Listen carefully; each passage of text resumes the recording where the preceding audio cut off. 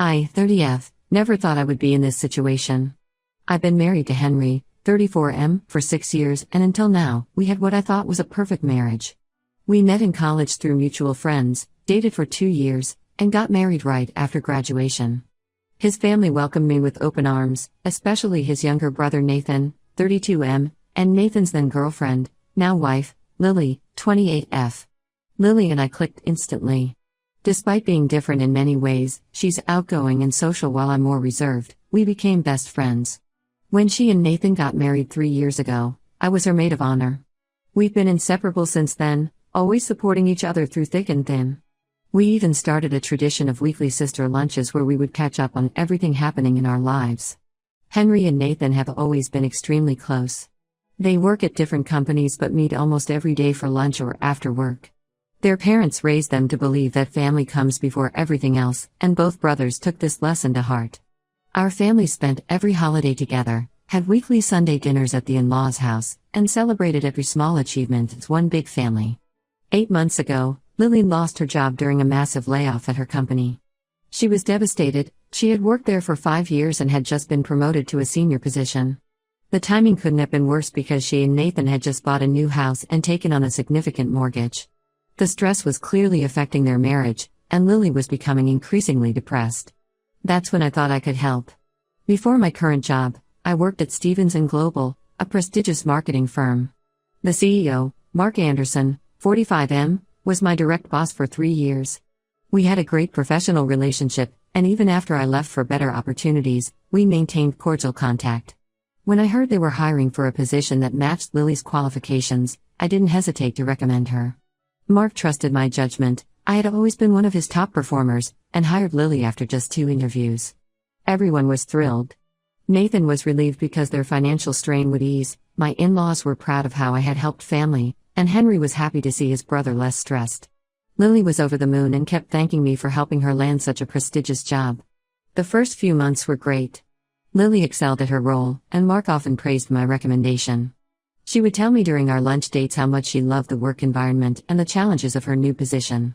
Nathan seemed happy too, often mentioning how Lily's mood had improved and their relationship was better than ever. Things started changing about 3 months ago. Lily began canceling our lunch dates, citing work commitments. She was staying late at the office almost every day, attending numerous business dinners, and traveling frequently for client meetings. At first, I didn't think much of it. I remembered how demanding the job could be, especially in the beginning. Nathan started complaining to Henry about Lily's absence. He said she was always too tired to spend time with him, constantly on her phone, and emotionally distant. During family dinners, I noticed they barely spoke to each other. When I tried asking Lily about it, she brushed it off as work pressure and said everything was fine. 2 weeks ago, our whole world turned upside down. It was during our regular Sunday dinner at the in-laws' house. Lily arrived late, which was unusual because she was always punctual for family events. She looked nervous but determined. Without any warning, she announced that she was leaving Nathan. The shock hadn't even registered when she dropped the second bomb. She was 2 months pregnant with Mark's baby and they were in love. The chaos that followed was unimaginable. Nathan collapsed into a chair, looking like he'd been punched. My mother-in-law started crying hysterically while my father-in-law demanded explanations. Henry just stood there, stunned into silence. Lily tried to explain that it wasn't planned, that she and Mark had grown close over time, and that she couldn't deny her feelings anymore. That's when everything turned on me. My mother-in-law suddenly screamed that this was all my fault. If I hadn't helped Lily get that job, none of this would have happened. My father-in-law joined in, saying I should have known better than to send a married woman to work under a rich, single man.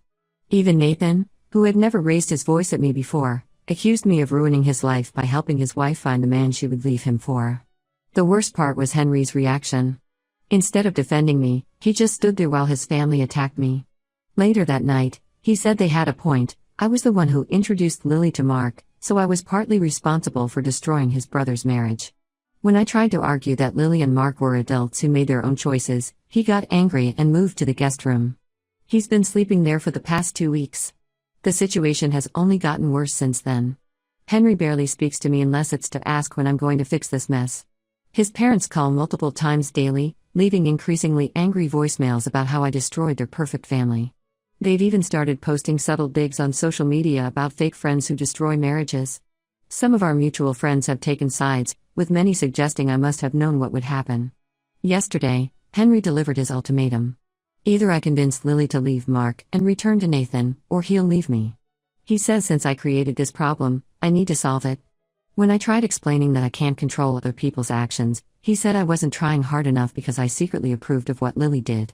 I tried talking to Lily. She's living in Mark's penthouse apartment now and seems happier than I've ever seen her. When I brought up the family's reactions and Henry's ultimatum, she was sympathetic but firm. She said she's not going back to Nathan, that her relationship with Mark isn't some passing affair, and that she's excited about their baby. She also told me not to let the family blame me for her choices. I'm at my breaking point. My marriage is falling apart because of something I had no control over. I'm being blamed for decisions made by two consenting adults just because I helped someone I considered a sister get a job when she needed one. Henry won't even consider my side of things, and his family has made me into some sort of villain who deliberately set out to destroy their son's marriage. I don't know how much more of this I can take. Update 1: Things have gotten even more complicated, and what I just discovered has turned this whole situation on its head. Yesterday, I met with Rachel, who works in the accounting department at Nathan's company. We've known each other for a few years through company events, and she's always been friendly. She asked to meet for coffee, saying she had something important to tell me. I almost didn't go because I've been avoiding social interactions lately. Henry's family has been spreading their version of events around our social circle, and I'm tired of defending myself. But something in Rachel's voice made me agree to meet her. What she told me over coffee changed everything. Nathan, the supposedly heartbroken victim in this situation, has been having an affair with their colleague Sarah, 29, for over a year. Sarah works in the sales department, and according to Rachel, their affair has been an open secret at the office. Everyone knew except Lily and the family. As Rachel shared more details, pieces of the puzzle started falling into place. About 6 months ago, Lily had mentioned finding strange texts on Nathan's phone from someone saved as S project. When she asked him about it, he convinced her they were work-related messages about a secret project he was handling. She had also noticed him working late frequently and going on weekend business trips that seemed unnecessary for his role. Rachel showed me photos from their office Christmas party where Nathan and Sarah were clearly more than colleagues.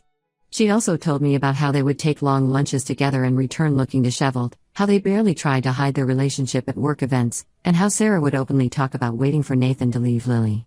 After meeting Rachel, I drove straight to Nathan's office. I needed to hear his side before doing anything else. When I confronted him in the parking lot after work, he initially tried to deny everything. But when I showed him the photos Rachel had sent me, he broke down. He admitted that his relationship with Sarah started as friendship but turned romantic about a year ago. They grew close during a project they worked on together, and one late night at the office led to another, and before he knew it, they were having a full-blown affair. He claimed he was going to end it several times but could never find the right moment. He said he still loved Lily but had gotten caught up in the excitement of the affair. The irony of the situation is almost laughable. While everyone has been blaming me for Lily's affair, painting her as this horrible person who abandoned her marriage for a rich man, Nathan was doing exactly the same thing. Well, minus the pregnancy part. I went home and told Henry about Nathan's affair, thinking it would help him see the situation more clearly. I really thought this information would make him understand that the situation wasn't as black and white as his family was making it out to be. I was wrong. Instead of acknowledging that his brother was equally at fault, Henry accused me of trying to deflect blame and tarnish Nathan's reputation. He said I was making up stories to justify what Lily did and to make myself look better. When I showed him the photos Rachel had sent me, he dismissed them as old photos that could have been taken when Nathan and Sarah were just friends. He even suggested that I might have orchestrated this whole thing to make Nathan look bad, that maybe I had asked Rachel to lie for me. When I pointed out how ridiculous that sounded, he stormed out of the house and went to his parents' place. His parents are even worse. When Henry told them about Nathan's affair, they called me immediately, screaming about how I was spreading lies about their poor son who was already suffering. They accused me of trying to destroy what was left of Nathan's reputation and threatened to expose me as a liar to everyone we know. After this reaction from Henry and his parents, I decided to tell Lily about Nathan's affair. I felt she had a right to know, especially given how everyone was villainizing her. When I called her, her reaction surprised me. She wasn't shocked at all. Lily confessed that she had known about Sarah for months.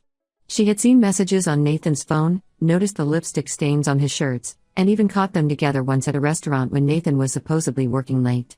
She said that's partly why she didn't feel guilty about her relationship with Mark. She explained that she had initially started spending more time at work to avoid being home alone while Nathan was with Sarah. That's how she got closer to Mark. He would stay late too, and they started talking, first about work, then about their lives. She said Mark made her feel valued and heard at a time when Nathan was completely emotionally absent. This revelation has made everything more complicated. The family is now completely divided. Some cousins who initially sided with Nathan are now distancing themselves from him. A few family friends have reached out to apologize for how they treated me. But Henry and his parents are still firmly on Nathan's side. They're now claiming that even if Nathan did have an affair, which they still don't fully believe, it doesn't justify what Lily did. According to them, Nathan's affair was just sex while Lily destroyed the family by getting pregnant and leaving. The mental gymnastics they're doing to justify Nathan's behavior while condemning Lily's is astounding. I feel like I'm living in some kind of twisted alternate reality. I'm being blamed for a situation that was already messed up before I even got involved, and now I'm being accused of making up stories to defend myself. Henry still won't talk to me properly, and his family is now doubling down on their attacks, saying I'm trying to destroy Nathan's life by spreading rumors about him. The stress is starting to affect my health. I'm not sleeping well, I can barely eat, and I've had to take time off work because I can't focus. The worst part is that Henry sees me suffering but seems to care more about protecting his brother's reputation than supporting his wife. I'm starting to wonder if this marriage is even worth saving anymore. Update 2: After everything that's happened, I finally reached my breaking point this week. I discovered something that made me realize my marriage wasn't worth saving anymore. For the past several weeks, I had noticed Henry being very particular about where he left his phone, always keeping it face down and taking it with him everywhere, even to the bathroom. I didn't think much of it initially because I was dealing with so much already. Last night, I was cleaning our home office when I accidentally knocked over Henry's laptop bag. As I was picking up the scattered contents, I found a small voice recorder. Curious, I played it back and what I heard made my blood run cold.